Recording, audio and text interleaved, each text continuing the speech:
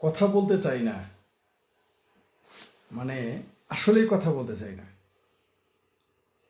কিন্তু এই দেশের একদিকে যেমন নাবালক জামাতি নাবালকেরা আছে, এরা যা বলে সেগুলো শুনলে মাথা আগুন ধরে যায়। জামাতিদের মগজ ধোলাই করা নাবালকদের কথা শুনলে মগজ আগুন ধরে।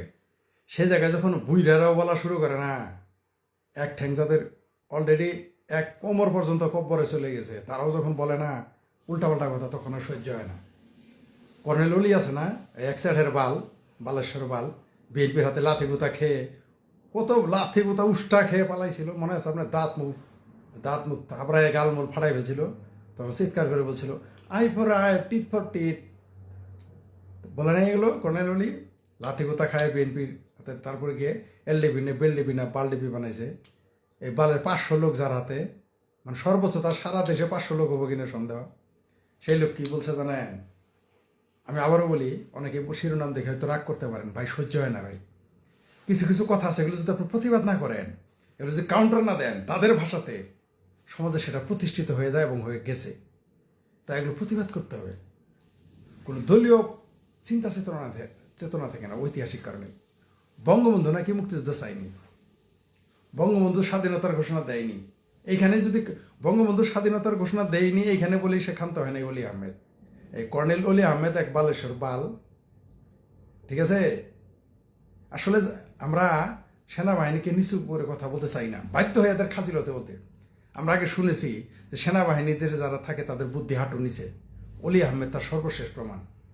সে বলে বঙ্গবন্ধু নাকি স্বাধীনতা ঘোষণা তো দেয়নি, বঙ্গবন্ধু নাকি স্বাধীনতা চাই নাই, সে নাকি পাকিস্তানে জেলে গিয়ে রুটি মুরগির মাংস খেয়েছে। ঠিক আছে? এই হচ্ছে একজন সাবেক সেনা কর্মকর্তা এবং কয়েকবারের মন্ত্রী এবং বর্ষিয়ান নেতার বক্তব্য। এই বালছাল লোক বাংলাদেশের নেতা হয়েছে বলে দেশের আজকে, হয়তো বলে আজকে দেশের 14টা বেজে গেছে। এদের একটু বালছালি বলতে হয় এখন, বুঝতে পারছেন? তাছাড়া আর উপায় নেই এগুলো বলার, এই ভাষা ছাড়া আর উপায় নেই।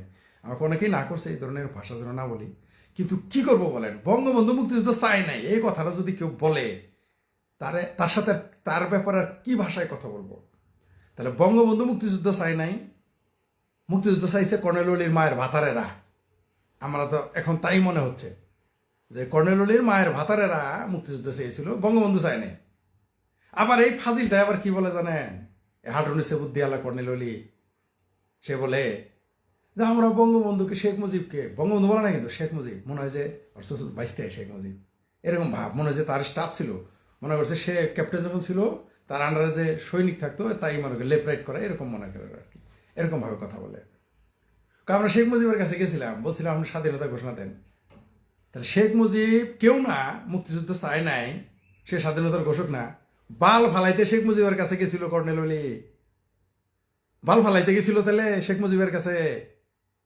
ওর কথাতে তো প্রমাণ হয়, কর্নেল অলির কথাতে প্রমাণ হয় কর্নেল অলি একটা ফাউল এবং মিথ্যুক এবং ভণ্ড, নতুন ইতিহাস তৈরি করতে চায়। কিন্তু এবার আপনাদের আমি ডকুমেন্টারি কিছু কথা বলি। কর্নেল অলি কিভাবে মুক্তিযুদ্ধ এলেন, কর্নেল অলি কিভাবে মুক্তিযুদ্ধে এসেছেন। বইয়ের নাম স্বাধীনতা 71, লিখেছেন বঙ্গবীর আব্দুল কাদের সিদ্দিকী, আমাদের টাঙ্গাইলের কৃতি সন্তান।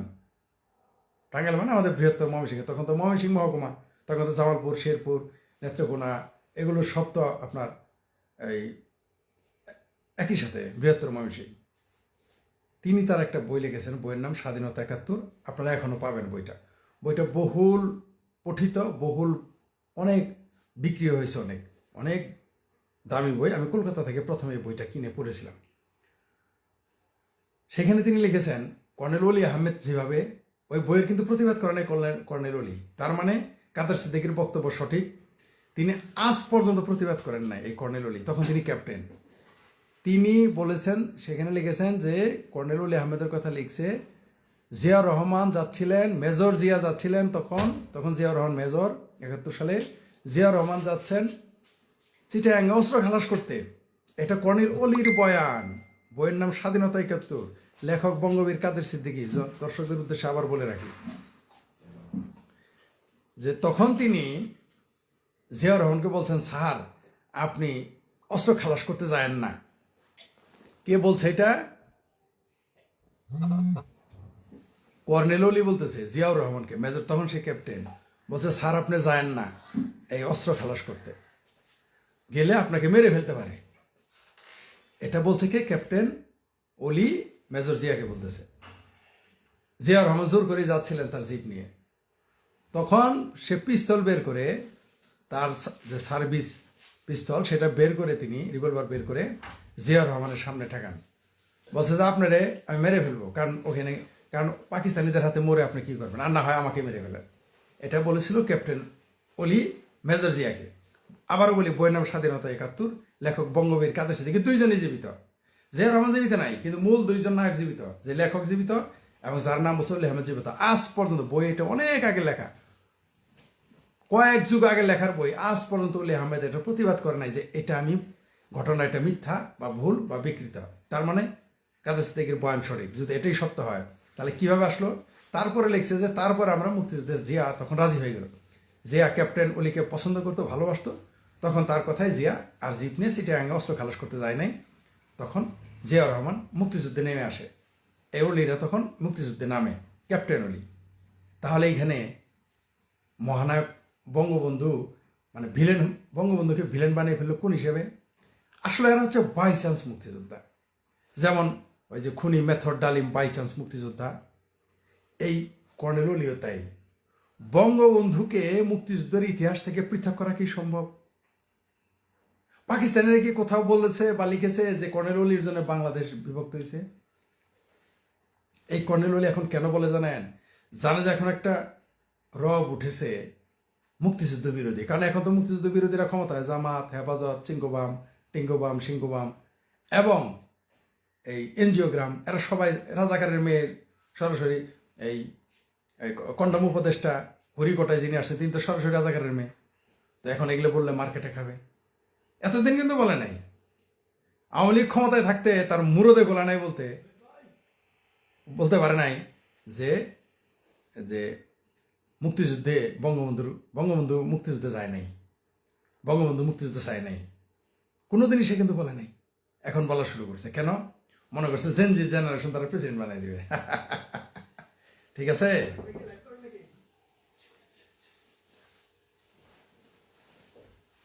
হ্যাঁ হ্যাঁ, লাইভ আছে, লাইভ আছে। তো এই যে কর্নেল অলির এই যে মতিভ্রম করছে শেষ বয়সে, কাম নাই তো কোনো, মহাখালীতে থাকে, ওই যে কোন জায়গায় থাকে জানেন? ওই যে যেগুলো চিকরা চিকরি করছে, 4 দিনে কলকাতা দখল করবে, সেই রাওয়া ক্লাবের, সেই রাওয়া থেকে সে চিকরা চিকরি মহাখালী ডিওএইচএস, ওইখানে থাকে কর্নেল অলি। দেখবেন যে শুক্রবারে একটু জুমানা সরবার যায়, নেতাগিরি দেখাইতে যায়। এদের তো ভণ্ডামি এগুলো, ঠিক আছে? এরা হচ্ছে, এদের ধার্মিকতা তো ভণ্ডামি, এটা আমরা জানি। এরাই কিন্তু এই যত রিটায়ার্ড অফিসারদের খেপাইছে কিন্তু অলি নিশ্চিত থাকেন। এখন কথাই তো বুঝতেছেন। আবার লম্বা লম্বা কথা বলে সে মুক্তিযোদ্ধা। বঙ্গবন্ধু মুক্তিযুদ্ধে জানাই, বঙ্গবন্ধু গেছে মাংস খাইতে, মুরগির গোস্ত খাইছে, চিন্তা করে দেখেন। এই হচ্ছে কর্নেল অলিদের বয়ান।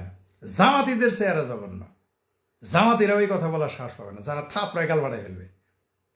এই সমস্ত এখন বুঝতে পারছেন তো সেনাবাহিনীতে কিরকম। এরা হচ্ছে পাকিস্তানের অ্যাসাইনমেন্ট নিশ্চিত করার জন্য এরা মুক্তিযুদ্ধে আসছে, ভেতরে ভেতরে পাকিস্তানি।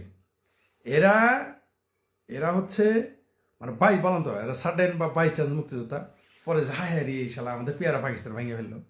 মানে এদের রাগটা কিন্তু ভারতের উপরে কেন রাগ? যারা বঙ্গবন্ধুকে অস্বীকার করে সে মুক্তিযুদ্ধ হয় কেমনে? আপনি বঙ্গবন্ধুর সমালোচনা করতে পারেন, মুক্তিযুদ্ধে বঙ্গবন্ধুর অবদান নাই, এই কথা বলার মতো মূর্খ যারা, এই কথা বলার মতো স্টুপিড যারা, তারা কি মুক্তিযোদ্ধা? তারা কি এই দেশে মুক্তিযুদ্ধ আসলে বিশ্বাস করে? শেখ মুজিবের বঙ্গবন্ধু শাসক হিসেবে আপনি তার শতবার সমালোচনা করেন, কিন্তু আপনি এটা কিভাবে বলেন? আপনি বলেন যে তিনি শাসক হিসেবে ব্যর্থ হয়েছে, তাও বলেন, সেটা আলোচনার যোগ্য, সেটা রাজনৈতিক ভাষার মধ্যে পড়ে। আপনি যখন বলবেন বঙ্গবন্ধু, সে তাও বলে শেখ মুজিবের মধ্যে তার ভাইস্তে কর্নেল না বলে ইজ্জত জায়গা শেখ মুজিব যদি এই দেশটাকে স্বাধীন না করতো, ক্যাপ্টেন অলি কিয়ামত পর্যন্ত কোনোদিন কর্নেল হইতে পারত? ক্যাপ্টেন অলি ওই ক্যাপ্টেন হয়ে তার জিন্দগি পার করতে হইতো। আর জিয়াউর রহমানকে মেজর হিসেবে জিন্দগি পার করতে হইতো সর্বোচ্চ।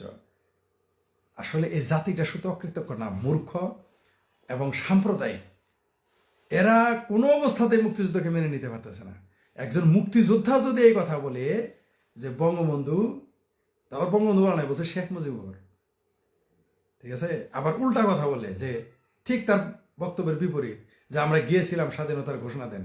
আচ্ছা, শেষ চাকরিরত অবস্থায় কিভাবে গেল, এটা মিথ্যা কথা না? একজন ক্যাপ্টেন কিভাবে শেখ মুজিবের সাথে দেখা করলো, কিভাবে বঙ্গবন্ধুর সাথে দেখা করলো, যখন বঙ্গবন্ধুর পিছনে পাকিস্তানি গোয়েন্দারা একেবারে চারদিকে মানে বেষ্টনী দিয়ে রাখে, তখন একজন সার্ভিস করা লোক কিভাবে গিয়ে আলাপ করলো যে আপনি স্বাধীনতা ঘোষণা করেন। ওরে বাপরে বাপ! তো স্বাধীনতা ঘোষণা কি করছে? এই ক্যাপ্টেন অলির মায়ের ভাতার। মুক্তিযুদ্ধ চাইছে কি ক্যাপ্টেন অলির মায়ের ভাতার? শালা স্টুপিড কোথাকার। মানে এরা হচ্ছে চরম সাম্প্রদায়িক, হিন্দু বিদ্বেষী, ভারত বিদ্বেষী এবং ভেতরে ভেতরে পাকিস্তান প্রেমী। তখন দেখছে যে যুদ্ধে গেলে এখন মোটামুটি একটা এই যেমন এখন জেনজিদের জিন্নাস জেনারেশনের পক্ষে কথা বলে, তেমনি মনে করেন যে অলি জোশে এসে গেছে। ওই যে পেতানি না ফেতানি নামে দেনি আছে, জোশে কথা বলে, ওইরকম জোশে আসছে, জোশ ছুটে যাবে। দোয়া করি অলি আহমেদের আয়ু আরো দীর্ঘ হোক, আরো দীর্ঘ হোক। আমার বিএনপির হাতে তো লাথি কোথা উষ্টা খাইছে, মুক্তিযুদ্ধের পক্ষে লোকের জুতার বাড়ি তার কপালে আছে। এই কর্নেল অলির কপালে, যদি বেঁচে থাকে ততদিন, মুক্তিযুদ্ধের পক্ষের মানুষ যেদিন ক্ষমতায় আসবে। হ্যাঁ, এদের ঠিকই বলছেন, ঠিকই বলছেন হাসিনা খন্দকার। অলি লোকটাকে টকশোতে এক মেয়ে ধুয়ে দিল মুক্তিযুদ্ধ বঙ্গ স্বাধীনতার ঘটনা উল্টা উল্টা দেওয়ার জন্য। না, লজ্জা হবে না তো? লজ্জা হবে কেমনে? লজ্জা হবে কিভাবে? মুক্তিযুদ্ধ বিরোধী যারা, তাদের লজ্জা নাই, এদের লজ্জা নাই। এদের জেদ হচ্ছে যে ভারত কেন মুক্তিযুদ্ধে সহায়তা করলো, এতে এদের খুব খারাপ লাগতেছে। পাকিস্তান ভেঙে গেছে, হ্যাঁ, এই দেশে না কোনোদিনই সে অলি রে কে জাতির কে প্রেসিডেন্ট বানাবে? পাগলা কুত্তায় কামড়াইছে নাকি? বিএনপির তার লাথি কুত্তা দিছে, আরে বুঝি প্রেসিডেন্ট বানাবে?